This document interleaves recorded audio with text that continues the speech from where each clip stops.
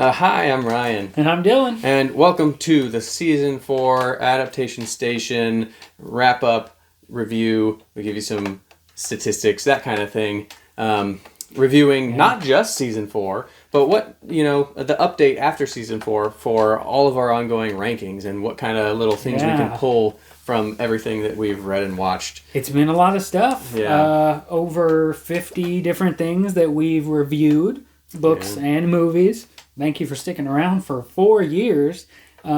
Each year that we do this, it leaves or it gives more weight to our top recommendations because there are more things we're considering.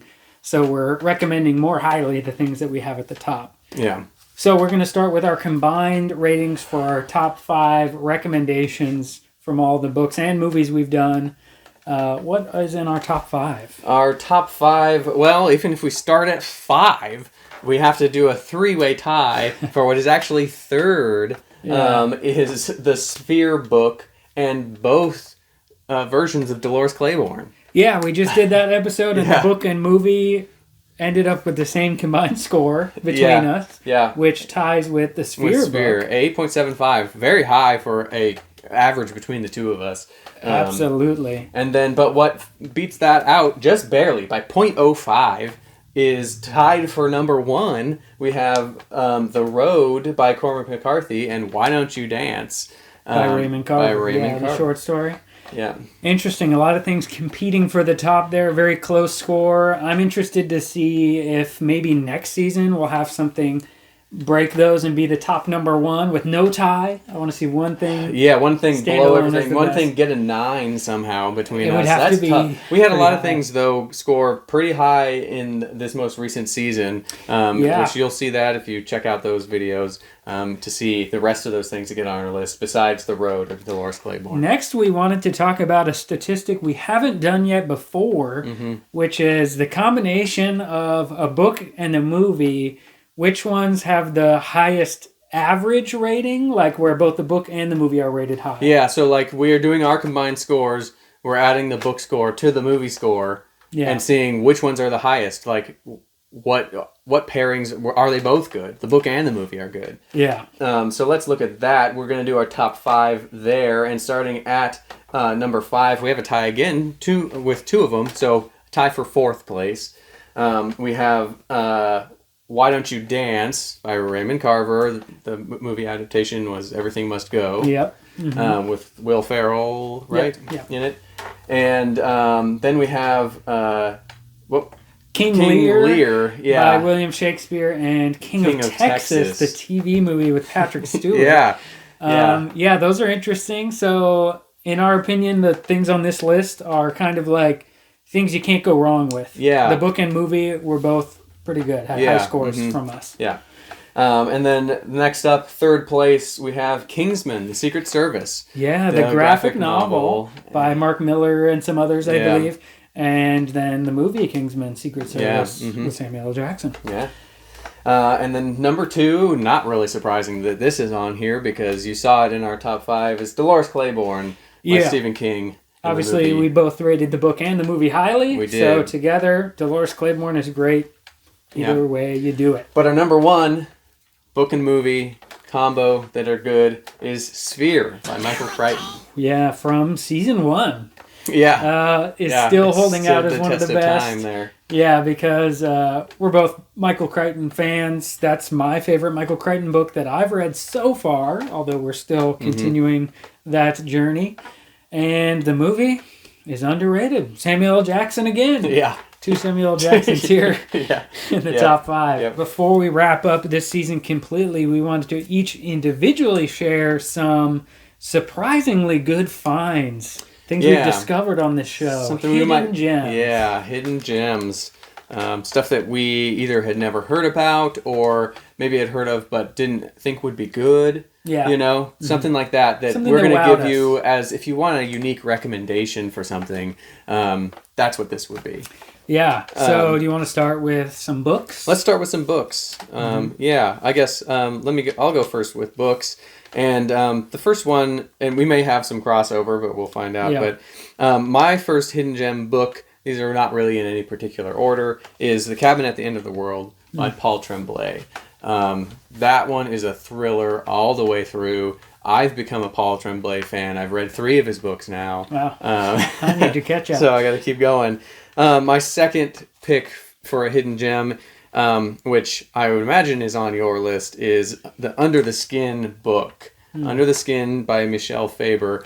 That one from season 1 surprised us both. We had never heard of it. I never would have thought that movie that's my only perfect 10 on this series was based on a book. Yeah. And that's actually the pairing that started this whole show. True. Because you found that book and you wanted to read it, and I'm like, no, you got to watch the movie. And then I only agreed to it because we were going to do this. Because it's an experiment, and look what it turned into. It worked out really well, and that book is a good book. It's really good. A pretty good book, and I'd never ever heard of it. My third hidden gem. I know there's probably some people out there going like, these are hidden gems? Like, you didn't know about this? Well, no. Was The Prestige by Christopher Priest. So I had heard of the movie, didn't know it was a book. I was pleasantly surprised at that book, and I really, really enjoyed that book. Yeah. So those are my hidden gems. Good choices. What about you? What are your hidden gems for books? I like what you said about, these might not be hidden gems to other people. Yeah. But our lists are things that surprised us personally. Maybe they weren't on our radar. I didn't include Under the Skin. Oh, I'm glad you did. Yeah, that's good thinking. But I did include Cabin at the End of the World because I had never heard of Paul Tremblay. Yeah. We chose that one because of the movie. Was M. Night Shyamalan. Yeah. I like M. Night Shyamalan a lot. And then I thought, oh, he's adapting a book? That's interesting. Let's check out the book. Never heard of it. Absolute page turner. Very good. I need to go check out the other ones. I also included Dolores Claiborne on my hidden gems because, it's not like Stephen King is a hidden gem. Extremely popular. But he has so many books that so many people talk about. And I've read a good amount of them. But I had never even heard of Dolores Claiborne until someone commented and recommended it. And I was very pleasantly surprised. It's up there in one of my favorite Stephen King books that I've read. Yeah, I agree with that. Yeah, that one was awesome. And the last one I want to mention is Why Don't You Dance by Raymond Carver. Because I think, he's kind of a famous writer from his time. But I hadn't read any Raymond Carver before we started doing this. And we both read that short story and then decided to finish the book, which is a collection of short stories. What we talk about when we talk about love. Yeah. And it was really good. The whole book was really good. That wasn't even my favorite short story in that collection. Yeah, I don't think me either. But, and that's one of our highest rated things we've read.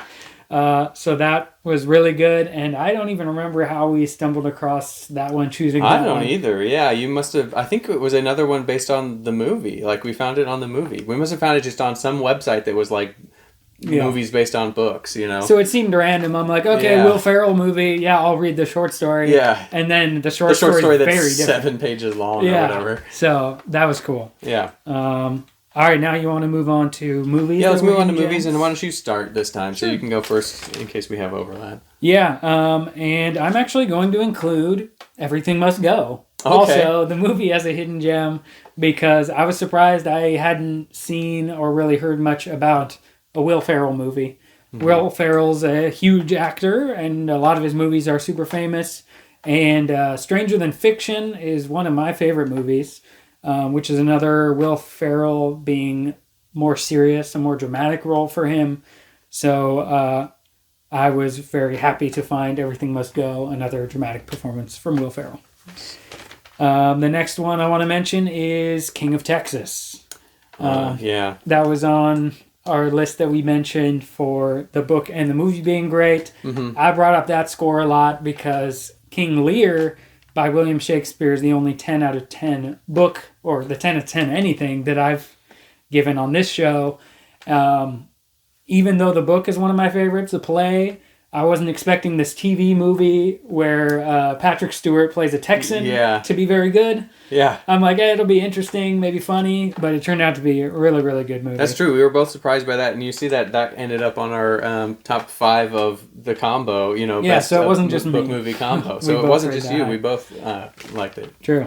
And the last one I want to mention is a movie that, this one you didn't like as much, it is the Carrie treatment. Wow, yeah. I'm including this one because I've been enjoying reading Michael Crichton, but the book that this one is based on is not my favorite of the Michael Crichton ones.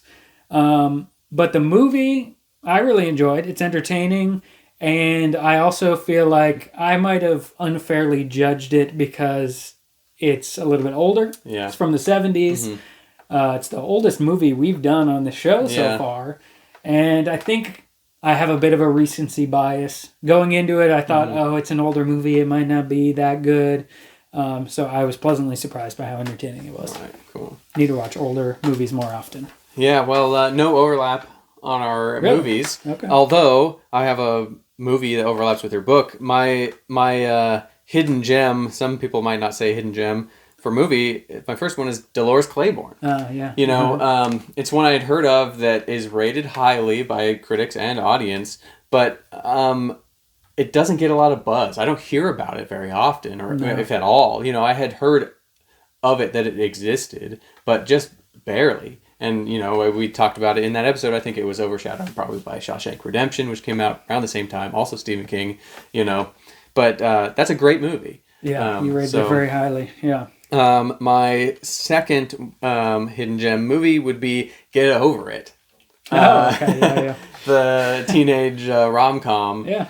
The teen rom-com that is based on A Midsummer Night's Dream. I was very surprised at that one. I was like, oh, I don't know about this, but I really enjoyed it. It's kind of weird and silly, but it's fun and it's funny, you know.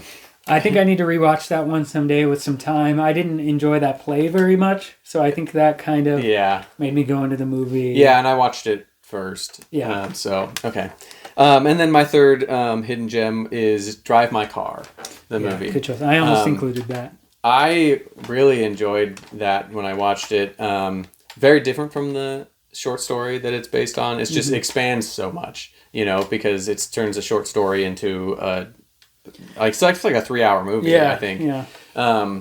But it's very deep. It has a lot to it, and I really liked that one. So good choice. Yeah, turning a pretty short story into such a long movie with a lot to it. All right, so that's our wrap up of some recommendations of things that we think you should watch. If you have recommendations for us, we always like to take recommendations. We've just wrapped up Season 4 of Adaptation Station. We always love to take those suggestions. We'll slot them in right at the top. Yeah, so please comment down below some of your favorite book movie pairs. Like Dolores Claiborne was recommended to us, and we have both talked about it a lot in this video that we liked it. And we are soon going to be getting ready for Season 5 of Adaptation Station. Let us know your recommendations. Stick around, and you can click another video now. Thank you. Bye.